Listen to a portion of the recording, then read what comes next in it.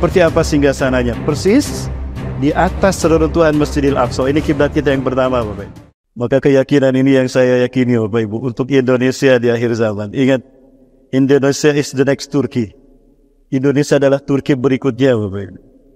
Dari seluruh dunia yang menerima Islam sebagai agamanya, Indonesia yang belum Allah pilih memimpin kebangkitan Islam. Dan tersisa sekali lagi kebangkitan Islam.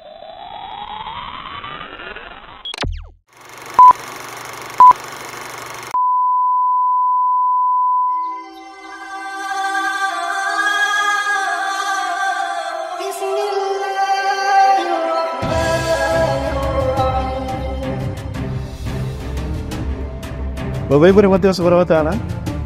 Nah, mereka meyakini kiamat itu di tahun 3000.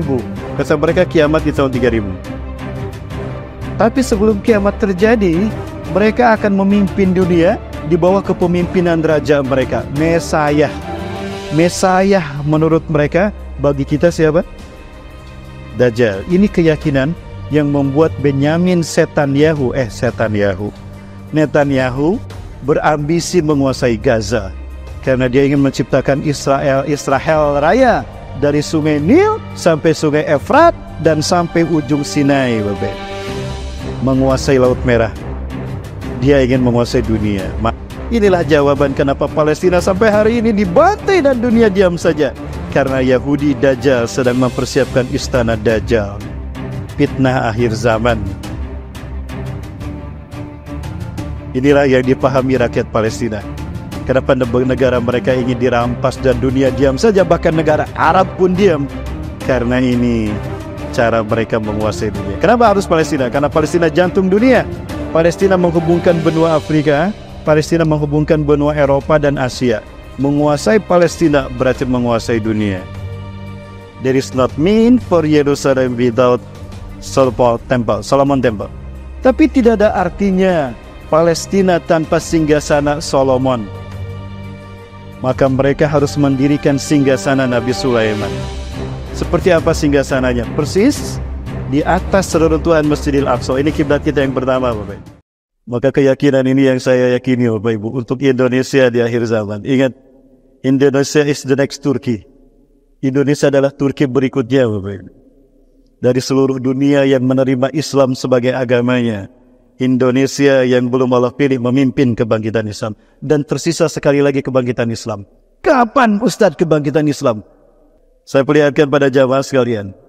Hari ini ada sebuah bangsa yang sedang sombong di muka bumi. Bangsa yang mengaku Tuhan. Bangsa yang pemimpinnya berkata, tidak ada yang bisa menghentikan Israel. Negara kami tidak ada yang bisa menghentikan. PBB saja takluk sama Israel. Betul? Dia pikir dia Tuhan. Tidak lama lagi kita akan menyaksikan bangsa ini akan Allah hancurkan. Allah mengabadikan ini sebagaimana Al-Fil tadi dalam surat Al-Fil. Buka di rumah nanti buka Bapak Ibu Quran surat Al-Isra. Surat ke-17 ayat ke-4 sampai ayat ke-8. Janji Allah untuk menghabisi bangsa ini. Kita bahas sekarang Bapak Ibu. Bangsa yang mana? Bangsa yang sombong. Bangsa yang bernama Israel. Bukan Israel. Bukan Bapak Ibu. Israel. Kalau Israel itu gelar Nabi Yakub. Ketika Rasulullah hijrah ke Madinah, datang sekelompok Yahudi menghadap Rasulullah SAW. Lalu mereka berkata kepada Rasulullah SAW, Ya Abul Qasim, nahnu sa'iluna ilaika an arba'ati hilal. Akhbirna an arba'ati hilalin. La ya'lamuhu illa nabiyyun. Wahai Muhammad, beritahukan kepadaku tentang 4 perkara. Tidak ada yang tahu 4 perkara ini kecuali seorang nabi. Berarti mereka ingin menguji Rasulullah SAW. Tapi sebelum Rasulullah menjawab, mempersilahkan mereka mempertanyakan apa yang mereka inginkan, Rasulullah ambil sumpah mereka. Lakin unshidukum billah hal tashhaduni anna Ya'qub Israel.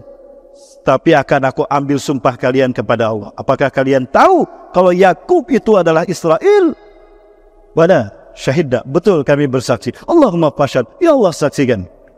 Kenapa Nabi Yakub disebut Israel? Beliau melakukan perjalanan pertama di tugas pertama sebagai Nabi dan Rasul. Perjalanan dari Kanaan, Palestina ke Padan Aram. Padan Aram perbatasan Suriah dengan Irak, Bapak Ibu.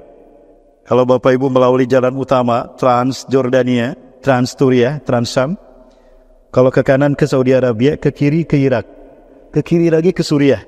Itu nanti ada Padan Aram.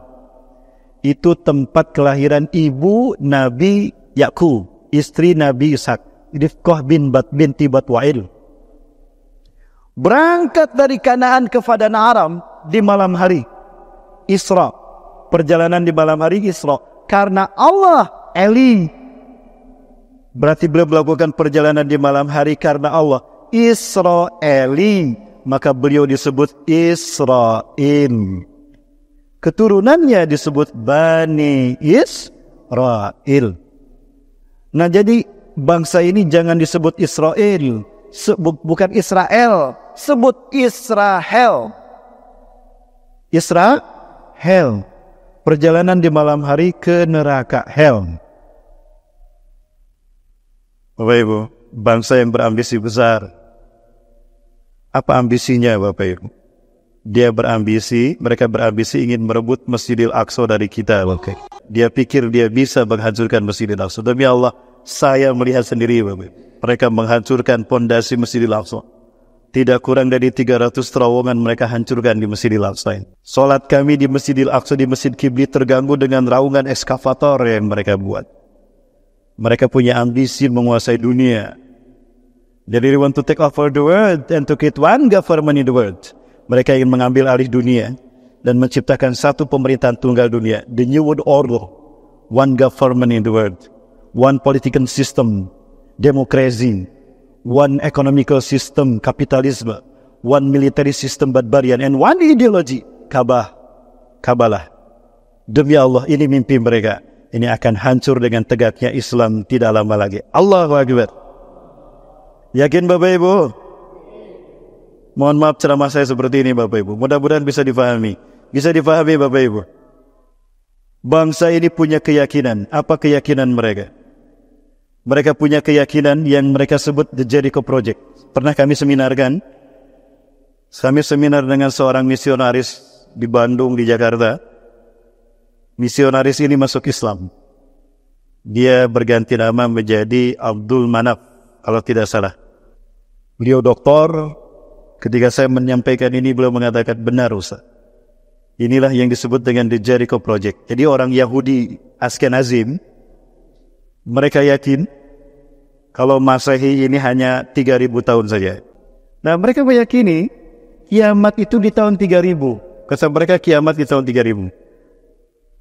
Tapi sebelum kiamat terjadi, mereka akan memimpin dunia di bawah kepemimpinan raja mereka, Mesayah. Mesayah menurut mereka, bagi kita siapa? Dajjal. Ini keyakinan yang membuat Benyamin Netanyahu keceletot saya. Maaf ya Benyamin ya. Benyamin Netanyahu. Netanyahu berambisi menguasai Gaza. Karena dia ingin menciptakan Israel Raya. Dari sungai Nil sampai sungai Efrat dan sampai ujung Sinai. Bapak. Menguasai Laut Merah. Dia ingin menguasai dunia. Masya Allah.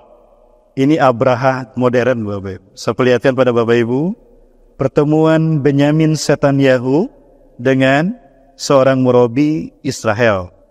Bagaimana ambisinya ingin menguasai dunia Bapak Ibu. Ini dia Bapak Ibu. Ini rencana dia dengan keyakinannya. Keyakinan Kabalah. Keyakinan menyembah iblis dan Dajjal Bapak Ibu. Keyakinan sesat yang insya Allah tidak lama lagi akan kita hancurkan. Amin. Nah, maka 1000 tahun sebelum hancurnya dunia, akan berdiri singgasana Tuhan di muka bumi. Yang mereka sebut Solomon Temple. Haikal Solomon. Mereka katakan ini Y2K. Kepada dunia, mereka kamuflasukan. Seolah-olah Y2K itu adalah era kebangkitan teknologi, informasi, modernisasi, globalisasi. Bohong. Y2K syarat bermuatan ideologis. Y2K adalah singkatan dari Year of the Jewish Kingdom. Tahun bagi berdirinya singgasana Yahudi di muka bumi. Itulah kenapa Gaza, provinsi yang ke-12, harus segera hancurkan agar ini segera berdiri. Tapi dengan izin Allah, ini tidak akan pernah terwujud. Amin. Dan ini step by step mereka untuk menguasai dunia. Satu pemerintahan tunggal dunia. Artinya apa? Yahudi yang memimpin.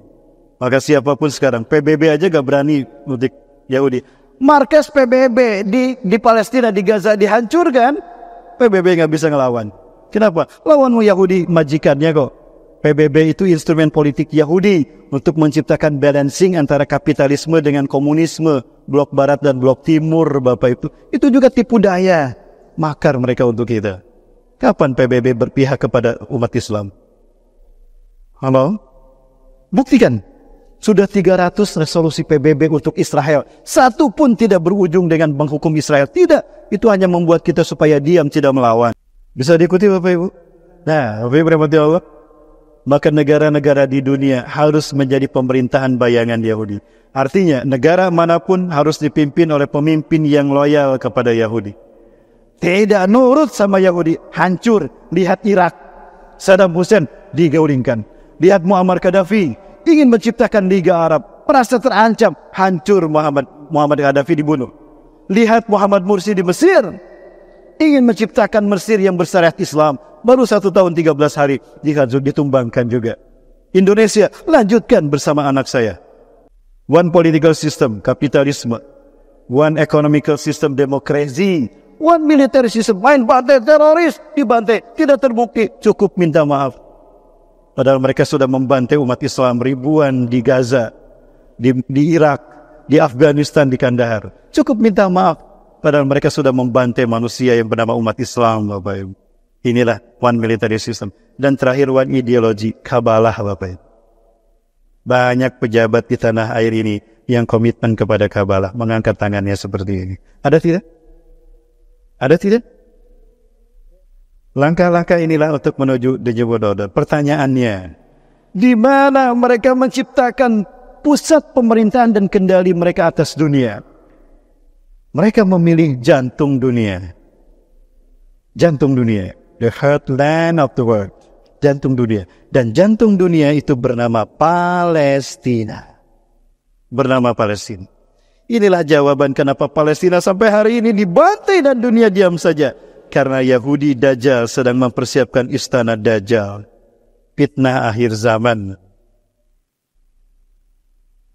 Inilah yang dipahami rakyat Palestina. Kenapa negara mereka ingin dirampas dan dunia diam saja, bahkan negara Arab pun diam. Karena ini cara mereka menguasai dunia. Kenapa harus Palestina? Karena Palestina jantung dunia. Palestina menghubungkan benua Afrika, Palestina menghubungkan benua Eropa dan Asia. Menguasai Palestina berarti menguasai dunia. There is not mean for Jerusalem without Solomon Temple. Tapi tidak ada artinya Palestina tanpa singgasana Solomon. Maka mereka harus mendirikan singgasana Nabi Sulaiman. Seperti apa singgasananya? Persis di atas reruntuhan Masjidil Aqsa. Ini kiblat kita yang pertama, Bapak. Masjidil Aqsa adalah alun-alun yang luasnya 14,4 hektar, 144.000 meter persegi. Ini dinding bagian barat, bagian utara, timur, selatan. Ini dinding yang disucikan mereka, yang mereka klaim sebagai dinding yang langsung dibangun dengan tangan Nabi Sulaiman.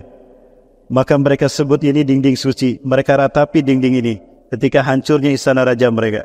Ini yang namanya dinding ratapan, Wailing Wall. Ya Bapak Ibu, kita bisa menyentuhnya dari luar ataupun dari dalam. Bapak Ibu, dan kalau kita memasuki areal suci, ini dindingnya, ini mihrabnya, ini hijab, ini perempuan, ini laki-laki, kita harus menggunakan tutup kepala. Makanya orang Yahudi membuat tutup kepalanya sebesar ini, Bapak Ibu. Plek. Saya bawa ketinggalan di mobil, Bapak Ibu, di rumah. Bapak Ibu yang dirahmati Allah Subhanahu wa taala, makanya mereka menghancurkan ini dengan cara gimana? Ada 300 terowongan di bawah Masjidil Aqsa. Tujuannya apa? Jika ada gempa 6 skala Richter saja, hancur dia. Dan kalau hancur, segera mereka ganti dengan istana Dajjal mereka. Ini istananya.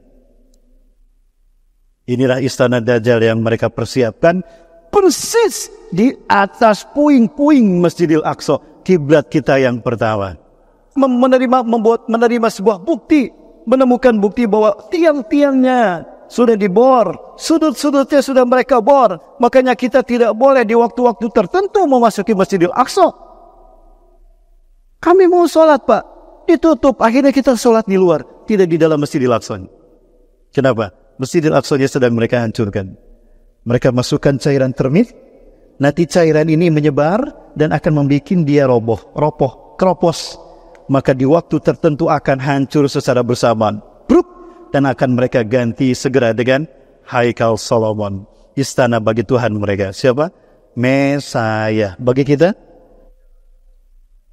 tadi sudah kita dengar percakapannya kan? Dan jika ini berdiri, inilah wajah dunia, the New World Order versi mereka. Inilah dunia baru tanpa. Demi Allah, warga Gaza faham tentang ini. Maka mereka tidak akan pindah meninggalkan Gaza karena mempertaruhkan iman Islam mereka. Biarpun mereka hancur berkeping-keping, kami tidak akan pergi meninggalkan Masjidil Aqsa. Kami tidak akan pernah meninggalkan Palestina. Biar kami dicabik-cabik. Inilah pengorbanan kami untuk menjaga bumi para Nabi dan Rasul, demi agar tidak terciptanya istana Dajjal. Allahu Akbar.